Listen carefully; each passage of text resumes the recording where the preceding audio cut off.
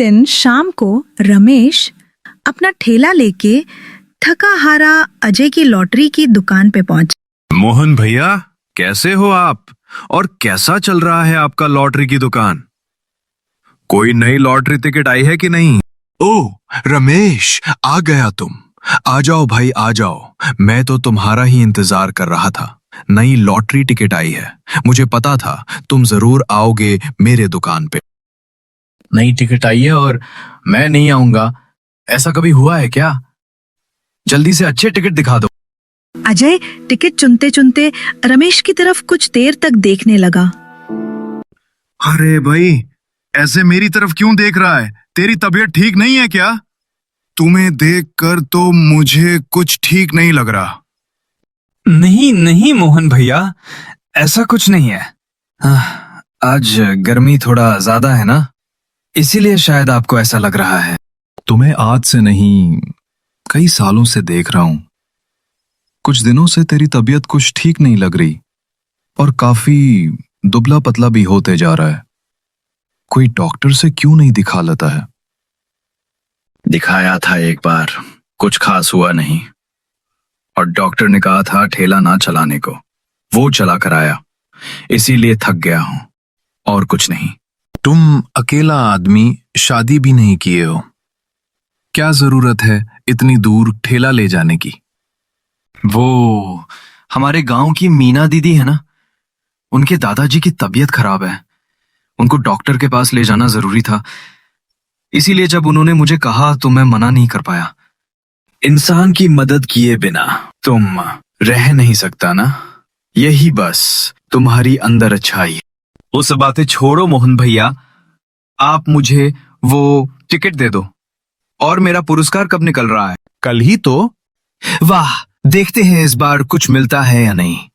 इतने सालों से टिकट खरीद रहा हूं, कभी बड़ी रकम नहीं लग। तुम्हारा सब्र मानना पड़ेगा, वरना इतने दिन तक कोई लॉटरी नहीं खरीदता। अब देख लेना मोहन भैया, एक दिन जरूर मुझे बड़े पैसे मिलेंगे। भगवान जानते हैं कब मुझे पैसे देने। रमेश अपनी पसंद की टिकट खरीद लेता है। अब चलता हूं। घर जाते वक्त एक बार फिर वो विजय की दुकान पर भी जाना होगा। उसके हाथ की चाय एक बार ना पियो तो अच्छा नहीं लगता। ध्यान से जाना और अपनी तबीयत का थोड़ा ख्याल रखना। ठीक है मोहन भैया, आप चिंता मत करो, मैं ठीक से चला जाऊंगा। इतना बोलकर रमेश अपना ठेला लेकर निकल पड़ता। रमेश जब विजय की दुकान पर पहुंचा तब इंद्रपुर गांव के कुछ लोग काफी चिंतित होकर बातें कर रहे थे। काफी उत्सुकता के साथ वो उनकी तरफ बढ़ा। रमेश, आ गया तुम? चाय गरम है, अभी अभी बनाया है। वाह विजय भाई, क्या बात है। लाओ लाओ, जल्दी लाओ। हमारी परेशानी यहाँ खत्म नहीं हो रही और ये चाय चाय करके उछल रहा है। ज्ञान बुद्धि कुछ है कि नहीं? ये क्या, आप उसे ऐसे क्यों बोल रहे हो? वो तो जानता नहीं, इसीलिए तो पूछा। तू बुरा मत मानना रमेश। नहीं, ठीक है, और सच में तो कहाँ क्या बोलना है वो तो मैं जानता नहीं। असल में सब एक बात को लेकर चिंतित है। अच्छा, मैं तुझे बताता हूं। असल में इंद्रपुर गांव के बांध में दरारें पड़ गई हैं। पिछले साल भी थोड़ी थी, लेकिन इस बार वो काफी बड़ी हो गई हैं। वही तो गड़बड़ हुई है रमेश। क्यों? हम इंद्रपुर गांव के कुछ लोग मिलकर कल उनके पास गए थे। अरे ये क्या, तुम लोग सुबह सुबह मेरे घर? कोई काम है क्या? असल में विकास जी, आपसे कुछ काम था। तुम लोगों को कितनी बार कहूं, मुझे विकास जी नहीं मुखिया जी कहना। ओह, माफ करना, गलती हो गई। ठीक है, नाटक छोड़ के जो बोलना है जल्दी बोल, मुझे बहुत काम है। हाँ हाँ, आपका ज्यादा समय नहीं लेंगे। असल में गांव के बांध में दरारें आ गई हैं तो उसे ठीक करवाने हैं। हाँ, तो मैं क्या करूं? आपने कहा था ना कि बांध मरम्मत करने के लिए 5,000 रुपए देंगे। क्या बोल रहा है? 5,000 रुपए दूंगा? मैंने कहा था? 5,000 कितना होता है? खुद देखा है कभी? लेकिन मुखिया जी, जब पिछले साल आपकी बेटी की दुर्घटना हुई थी तब बहुत खून चाहिए था। उस टाइम हमारे गांव के काफी लोगों ने खून दिया था। तब आपने ये कहा था कि अगले साल बांध की मरम्मत के लिए तुम लोगों को पैसे देंगे। ऐसा कहा था? याद तो नहीं आ रहा है। इतनी जल्दी भूल गए आप? तू मुझे सिखाएगा क्या याद रखना है? इतनी हिम्मत तेरी, तुझे तो मैं बाद में देख लूंगा, पर तुम लोग सुबह सुबह आए हो तो खाली हाथ नहीं लौटाऊंगा।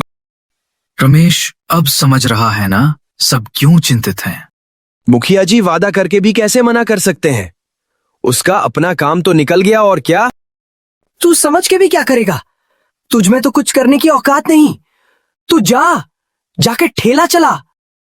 कमल चाचा, तब से आप रमेश को भला बुरा बोल रहे हैं। वो ठेला चलाकर भी सबकी जितनी मदद करता है उतनी तो आप भी नहीं करते। और जब मुखिया जी सबको उल्टा सीधा बोल रहा था तब आप क्यों चुप थे? तब कुछ बोलते तो समझ आता। रहने दे विजय भाई, मैं आज चलता हूं, तबीयत ठीक नहीं लग रही। ये क्या, चाय नहीं पिएगा? तू तो मेरी चाय कितना पसंद करता है। फिर कभी पी लूंगा, लेकिन आज मन नहीं कर रहा है। रमेश और कुछ न कहकर वहां से निकल जाता है। ठेला लेकर धीरे धीरे घर की ओर चल देता है। रमेश मेरा चाय इतना पसंद करता है, आज आपकी वजह से वो भी नहीं पी पाया। इतनी उम्र तो हो गई है आपकी, और कब बोलना सीखेंगे? तू उस ठेले वाले के लिए मेरे साथ ऐसे बात कर रहा है? वो सबसे पहले मेरा दोस्त है, उसके बाद कुछ और। क्या बार बार ठेले वाला बोल रहे हो? 2 महीने पहले जब आधी रात में आपकी बीवी की तबीयत खराब हुई तब तो कुछ और ना मिला तो उस ठेले वाले को ही बुलाया था, और खुशी खुशी उसने आपकी बीवी को अस्पताल ले गया था, और उसके लिए तो 1 पैसे भी नहीं लिए थे। कमल चाहकर भी कुछ नहीं कह पाया। आप लोग जाओ, अब मैं दुकान बंद करूंगा। तब लोग समझ जाते हैं कि विजय को बहुत बुरा लगा। इधर रमेश घर लौटकर बिना कुछ खाए ही सो जाता है। चावल पकाने का भी मन नहीं किया आज। हर साल जैसे बारिश होती है, अगर बांध टूटा तो पूरा गांव डूब जाएगा। ऊपर वाला जिन्हें पैसे देते हैं उन्हें क्या दिल देना भूल जाते हैं? नहीं तो मुखिया जी ने वादा करके भी क्यों तोड़ा? बहुत देर तक कोशिश करके भी रमेश बिल्कुल सो नहीं पाया। उसके सीने में आज बहुत दर्द हो रहा है। उठकर बाहर आकर रमेश आसमान की तरफ देखने लगा। आज उसे अपनी मां की बहुत याद आ रही है। सुबह से तबीयत और खराब हो गई। ठेला लेकर बाहर भी नहीं जा पाया। सारा दिन लेटा ही रहा। शाम होने ही वाली थी, तब कमल ने रमेश को बुलाने लगा। रमेश, घर पर हो क्या? जरा बाहर निकलो। सारा दिन दर्द में करवटें बदलते रहे। रमेश की आंख तभी लगी ही थी, किसी तरह उठकर दरवाजा खोलता है। क्या बात है कमल चाचा? भाई, मेरी बड़ी दिक्कत हो गई है। मेरी मां की तबीयत बहुत खराब है। डॉक्टर ने अस्पताल ले जाने को कहा। 3 घंटे के अंदर ऑपरेशन नहीं हुआ तो बचा नहीं पाएंगे। अब तेरे ठेले के अलावा कोई और चारा नहीं है। लेकिन मेरे सीने में, जानता हूं मैंने तुझे बहुत ताने मारे हैं। कुछ याद मत रखना भाई। ये मैं तेरे पैर पड़ रहा हूं। क्या कर रहे हो? मैंने आपकी कोई बातें याद नहीं रखी। आपकी मां तो मेरी भी मां। कुछ नहीं होने दूंगा उन्हें। कितनी भी तकलीफ हो मैं जाऊंगा। रमेश कमल की मां को लेकर अस्पताल की तरफ निकल पड़ता है। पैडल पे जोर लग रहा था और उसके साथ साथ रमेश के सीने का दर्द भी बढ़ता ही जा रहा था। और तेज चला रमेश, मां को तकलीफ हो रही है। हाँ कमल चाचा, चलाता हूं। कुछ देर बाद वो अस्पताल पहुंच जाते हैं। कमल की मां को अंदर ले जाया जाता है। रमेश कुछ देर खड़े रहने के बाद दर्द से जमीन पर गिर जाता है। पुनः कल रात की लॉटरी का नतीजा आ गया है। देखता हूं क्या हुआ। पहले इनाम के 500 रुपए का नंबर 300 को चेरू 6। अरे, ये तो मेरी दुकान से बिका हुआ टिकट है। कौन खरीदा था ये? ये तो रमेश खरीदा था। अच्छे इंसान के साथ भगवान अच्छा ही करता है। वो तो अभी थोड़ी देर में आएगा। कितना खुश होगा। इतने सालों बाद आखिर उसका सपना पूरा हुआ, वो भी पहला इनाम। आधे घंटे बाद रमेश अजय की दुकान पर पहुंचा। रमेश, आज इतनी देर कर दी आने में। तेरा खरीदा हुआ टिकट पहला इनाम जीता है रे रमेश। तेरा लॉटरी खरीदना आज सफल हो गया। इसीलिए तो आया हूं मोहन भैया। तेरा चेहरा ऐसा क्यों लग रहा है? तबीयत ज्यादा खराब है क्या? और तेरा ठेला कहाँ है? तू आया पता ही नहीं चला। मोहन भैया, ये पैसा आप बांध मरम्मत करने के लिए दे देना। ये क्या? तुझे इतने साल लॉटरी के टिकट खरीदने के बाद पैसे मिले और तू वो दे देगा? इंसानों की मदद करने से जो शांति मिलती है ना, वो कहीं और नहीं मिलती। सच में रमेश, तू बिल्कुल अलग है। पर तेरा पैसा तू खुद दे, मुझे देने को क्यों कह रहा है? रमेश बस धीरे से हंसता है। उसी समय आवाज आती है, राम नाम सत्य है, राम नाम सत्य है। कौन गुजर गया इस गांव में? चलो देखते हैं। ये क्या कमल चाचा, आप लोग किसे ले जा रहे हो? कमल आंसू पोंछकर उसे कंधे से नीचे रखता है। ये रमेश है, मेरी मां को लेकर अस्पताल जा रहा था। अस्पताल पहुंचते ही इसे हार्ट अटैक आ गया और जमीन पे गिर पड़ा। अरे रमेश तो अभी मेरे पास ही था। फिर वो कौन था? वो अब जिंदा नहीं है, हार्ट अटैक से मर गया। सतली उसे पहले भी देखा था तो उसके दिल का 80% खराब हो गया था।